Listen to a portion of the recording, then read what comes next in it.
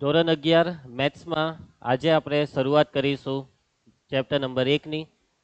પહેલું ચેપ્ટર જેનું નામ શું છે? ગણ. ઓકે, તો ધોરણ 11માં પહેલું ચેપ્ટર ગણ. આ ચેપ્ટર ખૂબ સહેલું ચેપ્ટર છે, ખૂબ નાનું ચેપ્ટર છે. નહીં, ખૂબ નાનું નહીં, મીડિયમ ચેપ્ટર છે, બહુ નાનું બી નહીં કહેવાય. લગભગ કેટલા 5 કે 6 સ્વાધ્યાય છે. અને આ ચેપ્ટરમાં થોડીક થિયરી વધારે છે.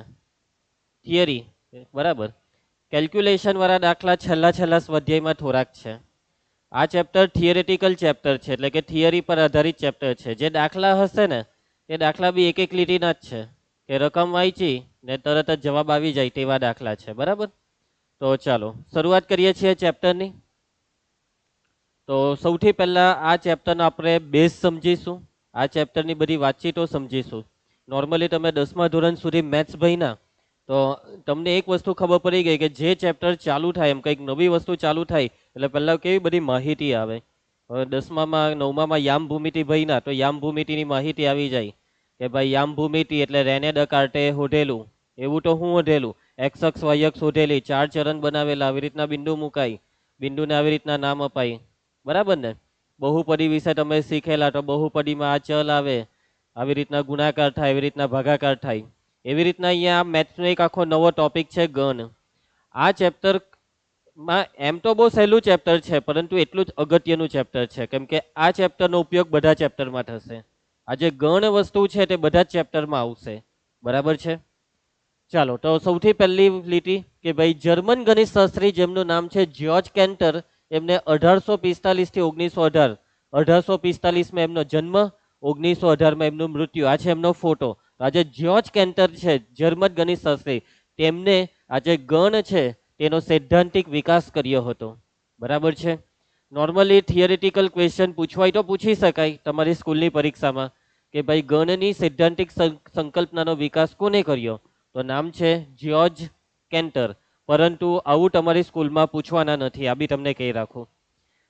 10મા ધોરણમાં તમને ખબર હોય તો થિયરિટિકલ ક્વેશ્ચન બી અમુક મેં તમને કહી રાખેલા કે ભાઈ દ્વિઘાત સમીકરણનું સૂત્ર કોને શોધેલું? દ્વિઘાત સૂત્ર શ્રીધર આચાર્ય. ભૂલી ગયા? યાદ છે ને? તો એવા સવાલ બોર્ડમાં પૂછાતા 10મામાં, પરંતુ હવે 11-12મામાં કેવું છે ખબર? આવું પૂછાતું જ નથી. બોર્ડની પરીક્ષામાં બી આવી વસ્તુ નથી પૂછાતી કે આ વસ્તુ કોને શોધેલી, પેલી વસ્તુ કોને શોધેલી. સમજ પડે છે? પછી બીજી એક વસ્તુ કે 10મા ધોરણમાં કે ને પ્રમેય આવતા સાબિત કરવાના, એવું હવે 11-12મામાં પ્રમેય આવે પણ સાબિતી એક આવે નહીં. બહુ કોઈ બી સ્કૂલની પરીક્ષા, બોર્ડની પરીક્ષામાં કે ભાઈ આ પ્રમેય સાબિત કરી આપો, પેલું સાબિત કરી આપો. હવે ટોટલી દાખલા જ, આખા પેપરમાં બધી જ વસ્તુમાં દાખલા જ દાખલા, કન્સેપ્ટ જ કન્સેપ્ટ ને દાખલા ને તર્ક, લોજિક, આના પર જ આખું મેથ્સ છે. બરાબર છે? ઓકે, તો જ્યોર્જ કેન્ટરે વિકાસ કર્યો હતો ગણ અને તેમનું નિરૂપણ. ચાલો સમજીએ ગણ એટલે શું. દૈનિક જીવનમાં આપણે ઘણી વખત ચોક્કસ પ્રકારની વસ્તુઓના સમૂહ વિશે બોલતા હોઈએ છીએ. બરાબર છે? હવે જુઓ, સમૂહ, તમે કોઈને કોઈ સમૂહની વાતચીત કરો છો, અહીંયા ઉદાહરણ આપેલા છે. તો પટ્ટાનો ઢગ, અને પટ્ટાનો ઢગ આ શબ્દ સાંભળીને કોની યાદ આવી ગઈ તમને? સંભાવનાની યાદ આવી ગઈ. બરાબર છે? ધ્રુવાંશ, તને જન્માષ્ટમીની યાદ આવી ગઈ? એવું તો નથી ને? કંઈક દર જન્માષ્ટમી રાતના જતો છે એ મને ખબર છે. ચાલ, એના પછી વ્યક્તિઓનું ટોરું. તમે વ્યક્તિઓના ટોરા તો બહુ જોયા હશે. બરાબર ને? કઈ એક્સિડન્ટ થઈ જાય એટલે વ્યક્તિનું ટોરું ભેગું થઈ જાય, કઈ હો નવા જૂની થાય એટલે ટોરું ભેગું થઈ જાય. બરાબર છે? ચાલો, એના પછી ક્રિકેટ ટીમ. બરાબર, માન ક્રિકેટ ટીમ. તો ક્રિકેટ ટીમ એ 11 ખેલાડીઓનો સમૂહ છે. એકચ્યુઅલી 11 નહીં, કેટલા ખેલાડી? અવેજી હાથે 15 ને? 15 ખેલાડીઓનો સમૂહ છે. શું છે ધ્રુવાંશ? સમૂહ છે. ગણિતમાં પણ આપણે કેટલાક સમૂહો વિશે વાત કરતા હોઈએ છીએ, જેમ કે પ્રાકૃતિક સંખ્યાઓનો સમૂહ વાત કરી છે આપણે, સાચી વાત ને? એના પછી બિંદુઓનો સમૂહ, કે ભાઈ વર્તુળ, વર્તુળની વ્યાખ્યા શું હતી? વર્તુળની વ્યાખ્યા યાદ કરો 9મા ધોરણમાં, કે કોઈ એક ચોક્કસ બિંદુથી સમતલમાં નિશ્ચિત અંતરે આવેલા તમામ બિંદુઓનો સમૂહ એટલે વર્તુળ. આ સમૂહ શબ્દ આવતો. બરાબર છે? એના પછી અવિભાજ્ય સંખ્યાઓનો સમૂહ વગેરે. ગણિતમાં પણ આ બધા સમૂહની વાતચીતો થતી હોય છે. આપને વિશેષ રૂપે નીચેના સમૂહનું ચાલો નિરીક્ષણ કરીએ. નંબર 1, 10 થી નાની અયુગ્મ પ્રાકૃતિક સંખ્યાઓ. 10 થી નાની અયુગ્મ પ્રાકૃતિક એટલે કઈ કઈ? તો અયુગ્મ એટલે 1, 3, 5, 7 ને 9. આ બધી 10 થી નાની. બસ પૈતું. 10 થી નાનીમાં 10 ને નહીં લેવાય, એમ બી 10 અયુગ્મ નથી. ચાલો એના પછી ભારતની નદીઓ. શું ભારતની નદીઓનો સમૂહ બનાવી શકાય? હા. ચલો તમને જે નદીઓના નામ યાદ હોય તો એ બોલતા જાઓ. નર્મદા, ગંગા, પછી સરસ્વતી, કાવેરી, તાપી, પછી કૃષ્ણા, સતલુજ, પછી ધ્રુવાંશ. તું કઈ નદીમાં? મિંદોરા. મિંદોરા કઈ છે?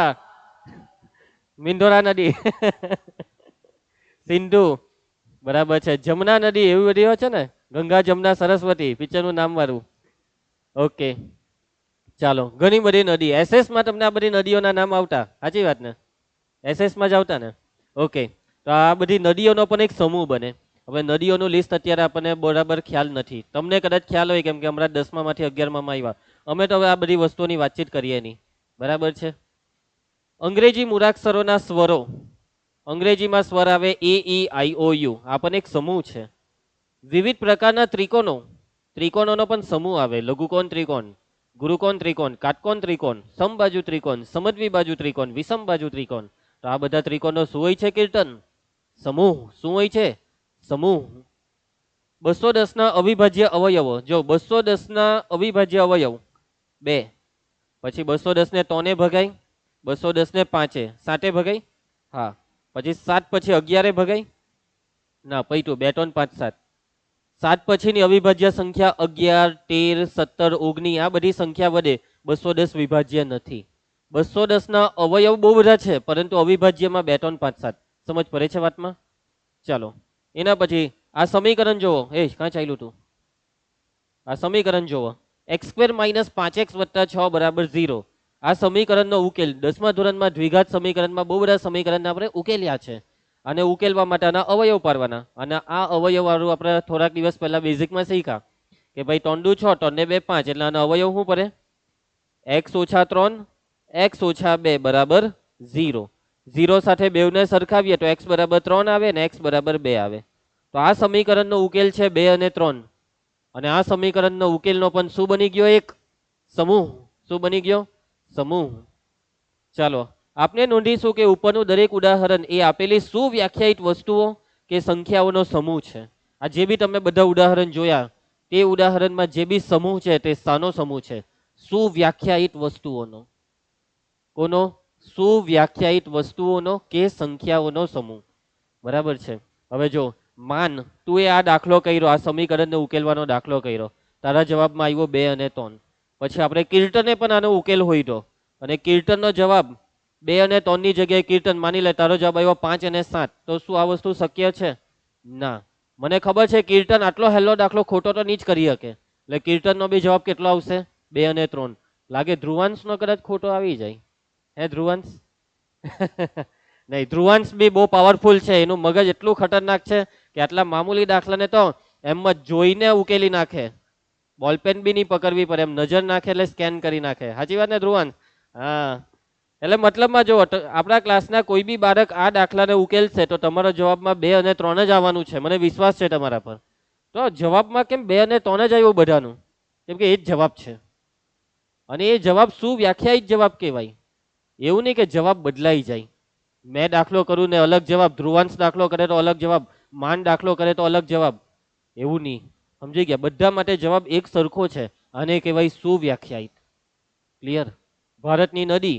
હવે જો મને જેટલી નદી ખબર હોય તે તમને જેટલી નદી ખબર હોય તે, પરંતુ આપણને જે બી નદી ખબર છે તે ભારતની જ. ભાઈ તમારામાંથી કોઈ એમ તો નહીં કહે ને સર નાઇલ નદી એ ભારતની નદી નથી. એટલું તો છે ને તમને, એમને એમ થોડા 11માં આવી ગયા. આટલું તો તમને નોલેજ છે જ. બરાબર? ચાલો ભાઈ. એટલે કે આપેલી વસ્તુ કે સંખ્યા જે તે સમૂહનો સભ્ય છે કે નહીં તે ચોક્કસપણે નક્કી કરી શકીએ તેવો જથ્થો છે. આ જે બી તમે બધા જવાબો શોધ્યા તે એક જથ્થો છે. અને જથ્થામાં તમે ગેરંટી આપી શકો કે હા આ જે જથ્થો છે તેમાં 10 નથી, આ જે જથ્થો છે તેમાં 5 છે જ. એમ ગેરંટી આપી શકો એવો જથ્થો. ચોક્કસપણે તમે કહી શકો તેવો જથ્થો. ચાલો એના પછી દાખલા તરીકે આપણે કહી શકીએ કે નાઇલ નદી આવી ગઈ. નાઇલ નદી એ ભારતની નદીઓના સમૂહનો સભ્ય નથી, પરંતુ ગંગા નદી આ સમૂહનો સભ્ય છે જ. ગેરંટી. કોઈ તમને એમ કહી દે કે ભાઈ ગંગા નદી શ્રીલંકામાં છે, જોઈ લીધું એટલે એક તમાચો મારી જ દેવો પડે. સમજી ગયા? સંભળાય આવું આપણાથી? આપણા દેશની નદીને બહારના દેશમાં મોકલી દે તો થોડું ચાલે? એટલે એમ છે જ. આ તો આપણી ભારતની નદી ગંગા નદી. ને કોઈ એમ કહે કે નાઇલ નદી મારા ઘરની બાજુમાંથી જાય છે, એને કેમ ઇન્દોરામાં જા ને ડૂબકી માર. ચાલો ભાઈ, ઓકે. તો જો ગણ, આ જે શબ્દ છે ને, માન તું ધ્યાન આપજે, હરખો બેસી જા. આવું કેવું બેસે છે તું? તું શું વ્યાખ્યાયિત થા. હવે આ જે શબ્દ છે ગણ, એની એક્ઝેક્ટ એમ કોઈ વ્યાખ્યા નથી, પરંતુ એક મતલબ છે. જો વ્યાખ્યા વસ્તુ અને મતલબ વસ્તુનો ફરક છે. હે, ગણ એ અવ્યાખ્યાયિત છે. ગણ એક એવો છે અવ્યાખ્યાયિત, જેટના બિંદુની કોઈ વ્યાખ્યા છે ના. બિંદુ, રેખા, સમતલ આ અવ્યાખ્યાયિત પદો છે. નવમામાં તમે યુક્લિડની ભૂમિતિમાં ભણેલા, અવકાશની કોઈ વ્યાખ્યા નથી. એવી રીતના જે ગણ છે તે પણ અવ્યાખ્યાયિત છે. પરંતુ એનો મતલબ શું છે? તો ગણ એ સુવ્યાખ્યાયિત વસ્તુઓનો સમૂહ છે. આ જે બી આપણે સમૂહની વાત કરી ને, આ બધા સમૂહ એક ગણ છે. આ બધા સુવ્યાખ્યાયિત છે. એટલે જેની બી વાત કરી, આ 6 એ 6 ઉદાહરણ શું છે? ગણ છે. ચાલો, દુનિયાના 5 નામાંકિત ગણિત શાસ્ત્રીઓનો સમૂહ એ સુવ્યાખ્યાયિત નથી. જોજો સમજજો. હવે હું તમને એમ કહી દઉં કે આ દુનિયામાં કોઈ બી 5 ફેમસ ગણિત શાસ્ત્રીના નામ બોલો. ચાલો, 5 નામાંકિત એટલે ફેમસ ગણિત શાસ્ત્રી. ચાલો બોલો. નંબર 1 રામાનુજન, આર્યભટ્ટ. હા હું બોલો. બ્રહ્મગુપ્ત, મતલબ બ્રહ્મપુત્ર બોલ. શ્રીધર આચાર્ય, ચાલ શ્રીધર આચાર્ય. ભાસ્કરાચાર્ય. પછી 5 નામ બોલી દીધા. હવે જો અમારી 1-2 નામ પેલો ધ્રુવાંશ બોલ્યો, 1-2 નામ પેલો માન બોલ્યો, ને કદાચ 1-2 નામ કીર્તન કે જાનકી બોલ્યા. હવે 5 નામ ધ્રુવાંશ ને બોલવા કેમ મેં? તો ધ્રુવાંશ જે 5 નામ બોલે એ જ 5 નામ તું બોલે માન? એની ગેરંટી આપી શકે તું? જાનકી તું હોય એ જ 5 નામ બોલે, એની ગેરંટી આપી શકે? હે કીર્તન, વાતમાં મત પડી ગઈ તમને? આ દુનિયામાં મેથ્સમાં કેટલા ગણિત શાસ્ત્રી છે ખબર? હજારો લાખોની સંખ્યામાં ગણિત શાસ્ત્રી છે. હવે એમાં ફેમસ કોણ? ભાઈ ફેમસની કોઈ મતલબ નથી. ફેમસ શબ્દનો મતલબ એક્ઝેક્ટ નથી કે ફેમસ એટલે આવું હોય તો ફેમસ, કે તેવું હોય તો ફેમસ. જેને બી કઈ બી હોય એ ફેમસ જ છે. હા, પરંતુ આપણે કેવું કે આર્યભટ્ટને વધારે ઓળખીએ છીએ કેમ કે આપણા પુસ્તકોમાં નામ છે. ઘણા ગણિત શાસ્ત્રી એવા પણ છે કે જેમને બહુ મોટી મોટી શોધ કરી છે, પરંતુ એ શોધ એ આપણા અભ્યાસનો ભાગ નથી. એટલા માટે એ ગણિત શાસ્ત્રીનું નામ આપણા પુસ્તકોમાં નથી, પરંતુ એ ફેમસ કહેવાય. વાતને સમજો, એવા પણ ગણિત શાસ્ત્રીઓ આ દુનિયામાં જ છે. તો મતલબમાં અહીંયા તકલીફ શું પડે છે ખબર? કે દુનિયાના 5 નામાંકિત ગણિત શાસ્ત્રી એ દરેક માટે અલગ અલગ છે. મારા માટે જે 5 ફેમસ છે તે તમારા માટે નહીં હોય. તમારા માટે કોઈ બીજા 5 જણ ફેમસ હોય, માન માટે કોઈ બીજું જ ફેમસ હોય. સમજી ગયા? લાને સુવ્યાખ્યાયિત નહીં કહેવાય. કારણ કે કોઈ ગણિત શાસ્ત્રી નામાંકિત છે કે નહીં તે માટેનો અભિપ્રાય વ્યક્તિએ બદલાતો રહે છે. વ્યક્તિએ જવાબ બદલાય તો એને સુવ્યાખ્યાયિત નહીં કહેવાય. બીજી એક વસ્તુ કે હવે જો મેં જે 5 નામ બોલ્યો તે 5 નામમાં માની લેવો કે મેં જ્યોર્જ કેન્ટરનું નામ નહીં લીધું, પરંતુ ધ્રુવાંશ એમ કે સર જ્યોર્જ કેન્ટર ફેમસ છે, તો શું ધ્રુવાંશનો જવાબ ખોટો છે? સાચો જ છે. એટલે જવાબ બધાના જ સાચા છે, પરંતુ જવાબ બધાના કેવા છે? અલગ અલગ. તો આને સુવ્યાખ્યાયિત નહીં કહેવાય. અને જે સુવ્યાખ્યાયિત નથી તે ગણ નથી. શું નથી? ગણ નથી. ચાલો, આટલે સુધી બધું ક્લિયર? ગણ એટલે શું? સુવ્યાખ્યાયિત વસ્તુઓનો સમૂહ, સુનિશ્ચિત વસ્તુઓનો સમૂહ. આટલું ક્લિયર? અગત્યના મુદ્દામાં પહેલો મુદ્દો, ગણની વસ્તુઓ, ઘટકો અને સભ્યો એ ગણ સંબંધિત સમાનાર્થી શબ્દ છે. શોર્ટમાં આ 3 શબ્દ સાંભળવામાં અલગ અલગ છે, પરંતુ મતલબ એક જ છે. આ 3 શબ્દનો મતલબ એક જ છે કે ભાઈ આજે આપણે ગણની વાત કરી, અંગ્રેજી મૂળાક્ષરોના સ્વરો કોણ આવે? એ ઈ આઈ ઓ યુ. તો આ એ ઈ આઈ ઓ યુ શું છે? ગણના સભ્યો, ગણના ઘટકો, ગણની વસ્તુઓ. આ જે એ ઈ આઈ ઓ યુ છે તે ગણની વસ્તુઓ છે, ઘટકો છે, સભ્ય. તમે કઈ હો બોલો તો ત્રણનો એક જ મતલબ છે. ક્લિયર? ભારતની નદીઓ, તો માની લો કે તમે બોલ્યા ગંગા, તો આ ગંગા શું છે? ભારતની નદીઓના ગણની વસ્તુ છે. ભારતની નદીઓના ગણનો સભ્ય છે. ભારતની નદીઓના ગણનો ઘટક છે. બરાબર છે ધ્રુવાંશ. નંબર 2, સામાન્ય રીતે ગણ અને અંગ્રેજી મૂળાક્ષરોના કેપિટલ અક્ષરો A B C D E F G H X Y Z વગેરે વડે દર્શાવાય છે. સમજી ગયા? આખી એબીસીડી માંથી જે નામ આપવું હોય તે આપી શકાય કોઈ પણ ગણને. ભારતની નદીઓનો ગણ, એને માની લો કે તમે નામ આપી દીધું કેપિટલ એ, આપી શકાય. સમજી ગયા? કેપિટલ નામ આપવાનું છે. કીર્તન, કયું નામ? કેપિટલ. પછી જે નામ આપે તે આખી એબીસીડી માંથી. તો કોઈ પણ ગણને દર્શાવવા માટેનું નામ શું? અંગ્રેજી કેપિટલ મૂળાક્ષર. ચાલો પછી આગળ. ગણના સભ્યોને અંગ્રેજી મૂળાક્ષરોના નાના અક્ષરો A B C X Y Z વડે દર્શાવાય છે. જે ગણના સભ્ય છે તે સભ્યને દર્શાવવા માટે કયા નામ વાપરવાના? અંગ્રેજીની બીજી એબીસીડી ના અક્ષરો, small A, small B, small C, small D, આખી એબીસીડી માંથી સ્મોલ મૂળાક્ષર વાપરવાના. હવે આ જે ગણ છે, માની લો કે આમાંથી આપણે એક ગણ લઈએ 10 થી નાની અયુગ્મ પ્રાકૃતિક સંખ્યા, એમાં કઈ આવે? 1 3 5 7 9 આવે. તો આજે 1 3 5 7 9 છે તેને તમે એ બી સી ડી નામ આપી શકો કે એ બરાબર 1, બી બરાબર 3, સી બરાબર 5. સમજી ગયા? એટલે કે સભ્યોને નામ આપવાનું આવે તો સ્મોલ એબીસીડી, આખા ગણને નામ આપવાનું આવે તો કેપિટલ એબીસીડી. અન્ડરસ્ટુડ? સમજ પડે છે? ચાલો, બોરિંગ નથી થતા ને? કંટાળો આવતો હે થિયરિટિકલ એટલે તો બી કંટ્રોલ કરજો, જાગતા રહેજો, ધ્યાન આપવાનો પ્રયત્ન કરતા રહેજો. બરાબર છે કીર્તન? હવે એના પછી આગળ, જો સ્મોલ એ ગણ કેપિટલ એ નો ઘટક હોય તો એ નો સભ્ય છે. સ્મોલ એ કેપિટલ એ નો શું છે? સભ્ય છે. અને આ વસ્તુને સંકેતમાં આવું કંઈક લખાય, એ બિલોંગ્સ ટુ એ, આવું વંચાય અને લખાય આવી રીતના. ક્યાં ગયું? આ જે સંકેત છે ને, આ સંકેતને કહેવાય બિલોંગ્સ ટુ. શું કહેવાય? Belongs to. આ સંકેત 10મામાં કદાચ તમે કોઈક વખત જોયો હશે, મેં ભણાવતો હતો ત્યારે કદાચ કોઈ જગ્યાએ આવેલો જોયો હશે. બરાબર છે? અને આપણે આવી રીતના લખીશું, એ બિલોંગ્સ ટુ કેપિટલ એ, આને વંચાય એ બિલોંગ્સ ટુ કેપિટલ એ. ચલો હવે જો અહીંયા આપણે, ચાલો આજ લઈ લઈએ અંગ્રેજી મૂળાક્ષરોના સ્વરો. અંગ્રેજી મૂળાક્ષરના જે સ્વર છે તે જે ગણ છે તેને ચાલો કોઈ એક નામ આપો તમે. શું નામ આપવું છે? કેપિટલ એ. ચાલો તમે નામ આપી દીધું કેપિટલ એ. તો આ કેપિટલ એ ના ઘટક કોણ કોણ છે?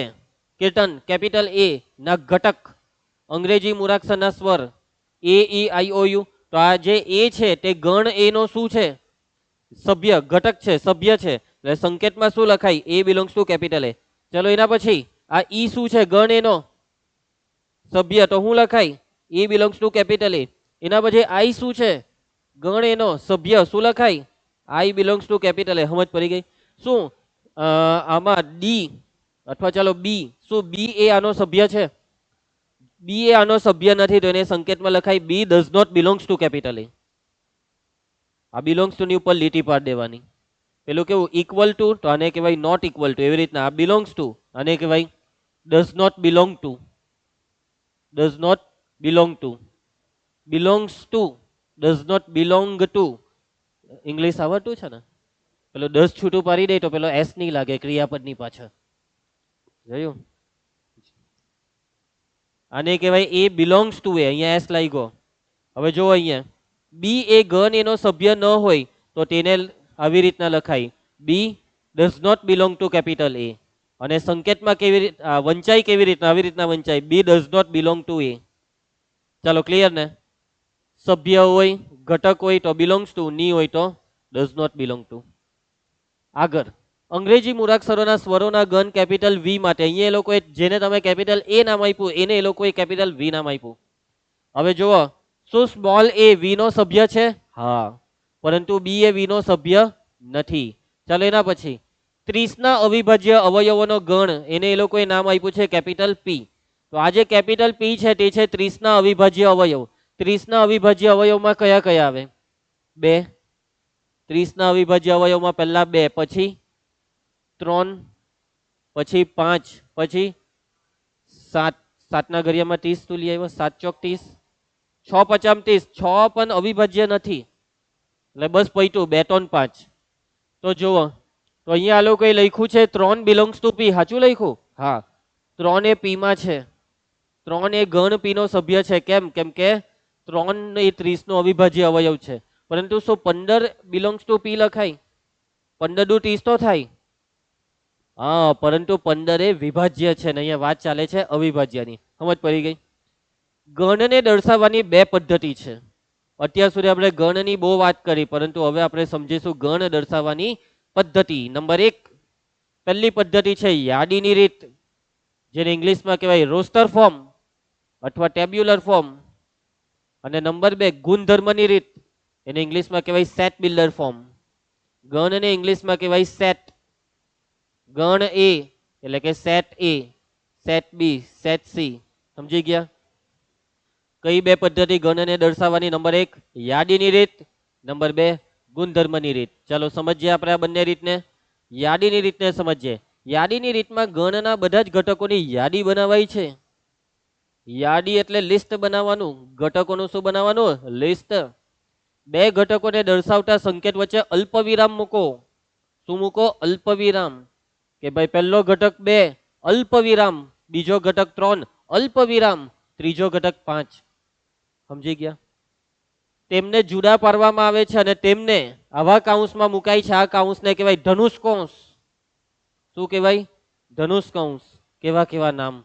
ગુજરાતી ભાષામાં આવા નામ નહીં સાંભળ્યા છે તમે. બાકી આ કૌંસને કોઈ દિવસ ધનુષ કૌંસ કહીને બોલાવ્યો છે? તમે શું કહીને બોલાવો? છગડીયો કૌંસ. ઇંગ્લિશમાં કર્લી બ્રેકેટ ની તો બોલતા હશો તમે. Curly bracket. શુદ્ધ ગુજરાતીમાં આ કૌંસને છગડીયો કૌંસ નહીં બોલાય, ધનુષ કૌંસ. દોરતા નહીં આવડેલા તને? અલા, પ્રેક્ટિસ ચાલુ કરી દે. હવે આખા ચેપ્ટરમાં દોરવાનું છે. ચાલો, તો આ જે કૌંસ દેખાય છે તે કૌંસમાં આપણે ઘટકોને લખવાના. ઉદાહરણ તરીકે 7 થી નાના ધન યુગ્મ પૂર્ણાંક. બોલો કયા કયા 7 થી નાના ધન યુગ્મ પૂર્ણાંક? યુગ્મ 2, 4 ને 6. 2, 4 ને 6. તો હવે આ જે 7 થી નાના ધન યુગ્મ પૂર્ણાંક છે ને, તેમાં 2, 4 ને 6 આવે. તો આ 2, 4, 6 ને લખવાનું કેવી રીતના? છગડિયા કૌંસમાં. તો આ ગણને યાદીની રીતમાં આવી રીતના લખાય. સમજ પડી ગઈ ને? છગડિયા કૌંસની અંદર જે જે આવતું હોય તે બધું લખવાનું. હવે તમારા મનમાં સવાલ થતો હશે, કીર્તનને સવાલ થયો. યસ કીર્તન, તને સારો સવાલ થયો કે સર 2, 4, 6 ની જગ્યાએ 4, 6, 2 લખી દેમ તો ચાલે? આગળ પાછળ થાય તો ટેન્શન નહીં લેવાનું. સમજી ગયા? પણ કઈ બાકી નહીં રાખતો. માની લે કે તું 6 લખવાનું ભૂલી ગયો તો તારું ખોટું કહેવાય. સમજી ગયા? ભાઈ માન એમ કહે કે સર 2, 4, 6, સર 8 લખી દેવ નહીં. અલા, કેવી રીતના 8 લખાય? 7 થી નાનો છે 8, એટલે નહીં લખાય. યાદીની રીત દર્શાવતા કેટલાક વધારે ઉદાહરણો. ચાલો બીજું ઉદાહરણ જોજે. ધ્રુવાંશ ધ્યાન આપતો રહેજે. જેના વડે 42 વિભાજ્ય છે તેવી પ્રાકૃતિક સંખ્યાઓનો ગણ. ચલો 42 કોના કોના વડે વિભાજ્ય? 1, પછી 2, 3, 4 ની, 5 ની, 6 સતામ 6, 7, પછી 8, પછી ડાયરેક્ટ 21, 8 પછી સોરી 8 ની 7 પછી 21 દુ 42. એ પહેલા હે 42, 14 તાલી 42 એટલે 14. આર્યો 7 પછી 14, 21 ને 42, 42 એકા 42. સમજી ગયા? તો આ કઈ રીતે લખેલું છે કીર્તન? યાદીની રીત. ચલો એક નોંધ આપેલી છે. જે સવાલ કીર્તને પૂછ્યો ને એ જ છે અહીંયા જવાબ. કીર્તન તારા સવાલનો જવાબ. યાદીની રીતમાં ઘટકોના ક્રમનું મહત્વ નથી. ઉપરના ગણને 1, 3, 7, 21 રીતના આગળ પાછળ કરીને બધું લખાય. સમજી ગયા? ચાલો આગળ વધીએ. હજી બીજું ઉદાહરણ. અંગ્રેજી મૂળાક્ષરોના સ્વરનો ગણ એને આવી રીતના લખાય. છગડિયા કૌંસમાં AEIOU. અયુગ્મ પ્રાકૃતિક સંખ્યાઓનો ગણ. ચાલો બોલો, અયુગ્મ પ્રાકૃતિકમાં કોણ કોણ? 1, 3, 5, 7, 9, 11, 13, 15, 17. અનંત. અટકવાનું કાંઈ નથી કીધું, એટલે અનંતનો મતલબ આ રીતના શું પાડી દેવાના? ડોટ, ટપકા પાડી દેવાના. 3, 4 ઘટક લખવાના ને પછી ડોટ પાડી દેવાના. આવી રીતનાની યાદી બને. ટપકા આપણને કહે છે કે ભાઈ અયુગ્મ પ્રાકૃતિક સંખ્યાનો સમૂહ અનંત સુધી ચાલશે. ચાલો બીજી એક નોંધ ધ્રુવાંશ. એમ પણ નોંધીએ કે યાદીની રીતે ગણ લખીએ તો ઘટકોનું પુનરાવર્તન કરવાનું નથી. Never repeat.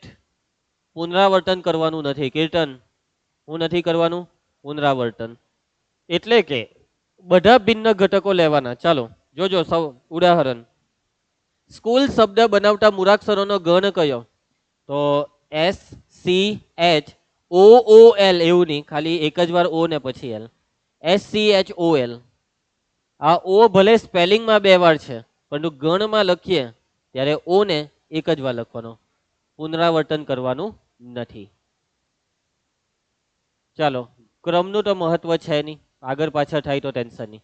ચાલો, યાદીની રીતમાં સમજ પડી ગઈ બધાને. હવે નંબર 2, ગણને દર્શાવવાની બીજી કઈ રીત? ગુણધર્મની રીત. હવે ગુણધર્મની રીત જેવો નામ તેવો મતલબ. ગુણધર્મની રીતમાં ગણના બધા જ ઘટકો એક સામાન્ય ગુણધર્મ ધરાવે છે, અને તે ગુણધર્મ ન ધરાવતા ઘટકો તે ગણમાં હોતા નથી. ગુણધર્મની રીતમાં આ લોકો એવું કહે છે કે જે બી ઘટક છે ગણના, તેનો ગુણધર્મ વિચારવાનો.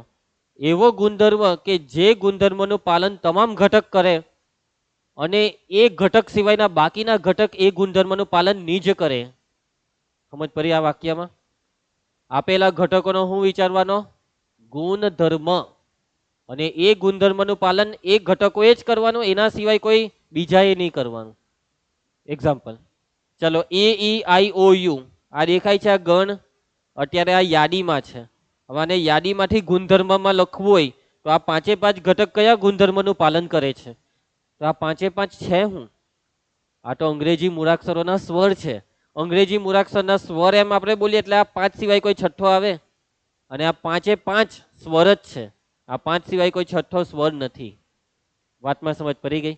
એટલે આને તમારે ગુણધર્મની રીતે લખવું હોય ને તો આ ગુણધર્મની રીતે આવી રીતના લખાય.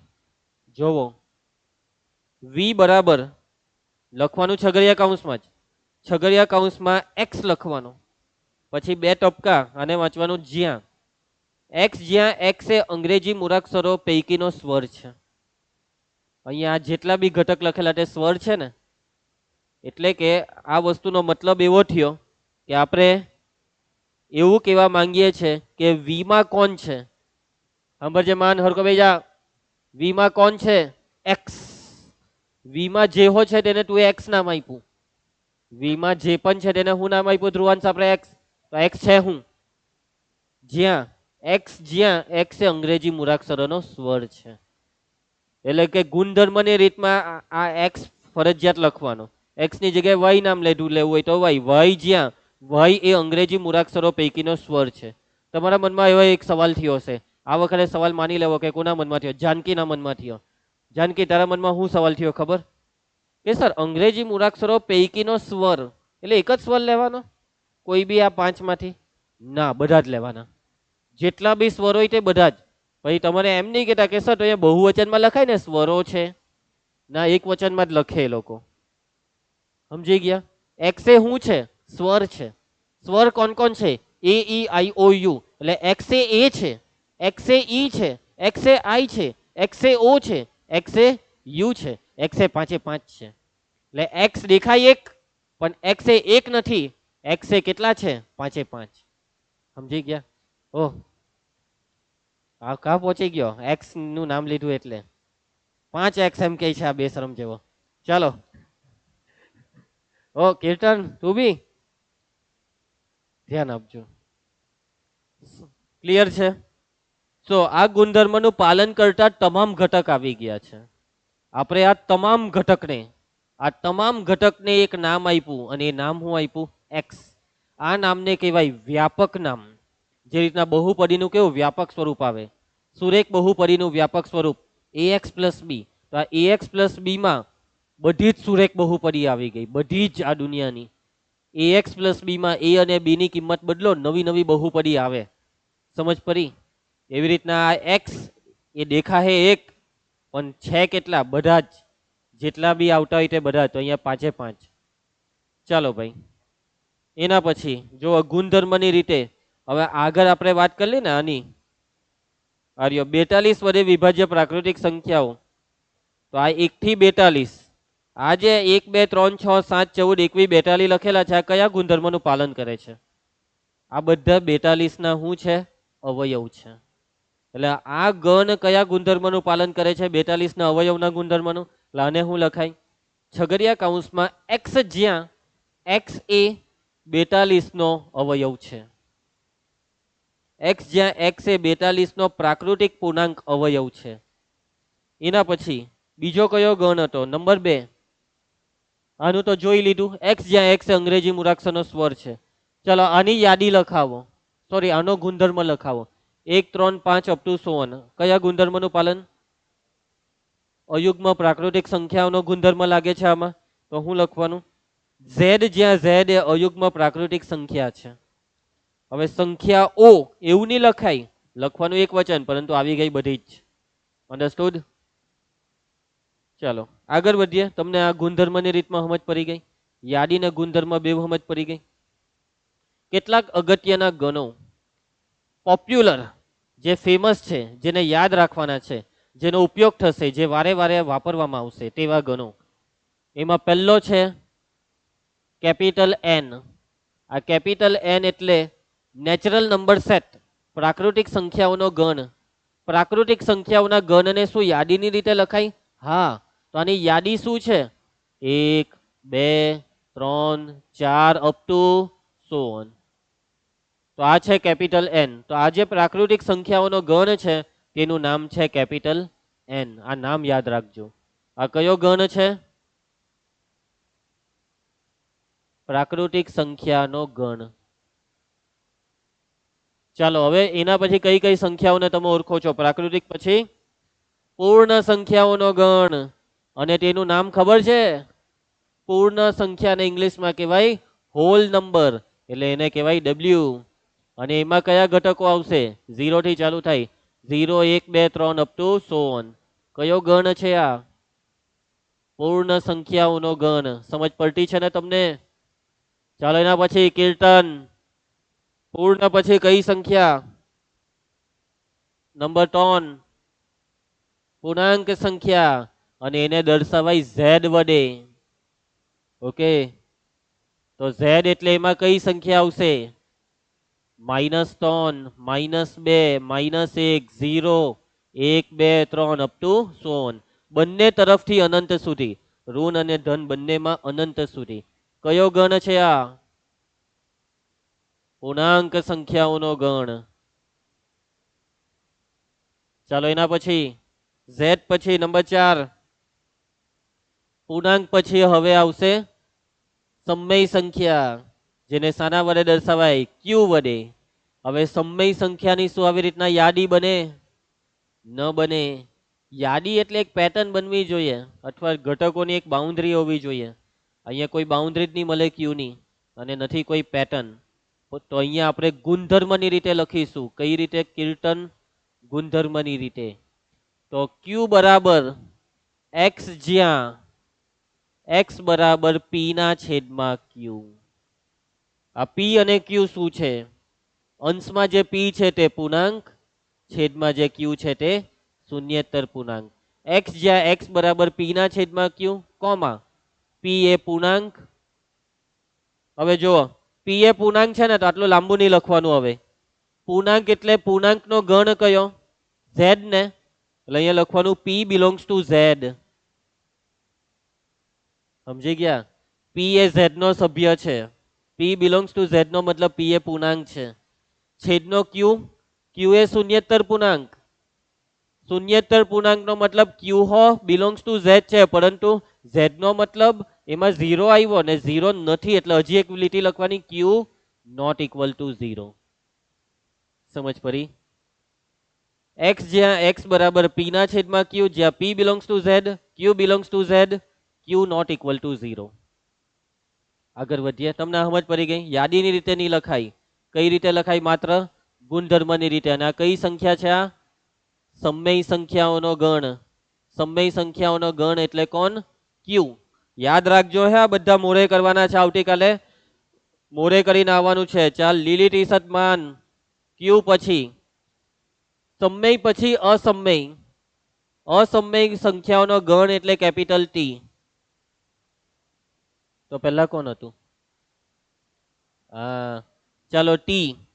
હવે આ જે ટી છે તે અસમય સંખ્યાઓનો ગણ છે. હવે એને કેવી રીતના લખવાનું? તો જોજો, સમજીએ.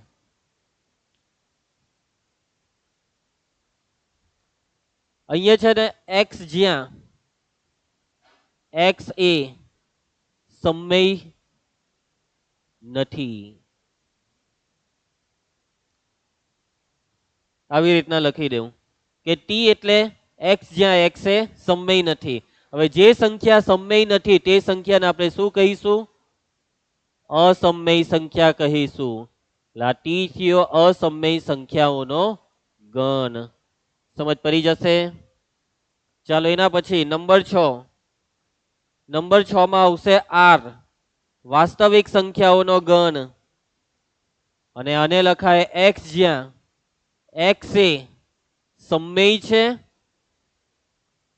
અથવા અસમય છે.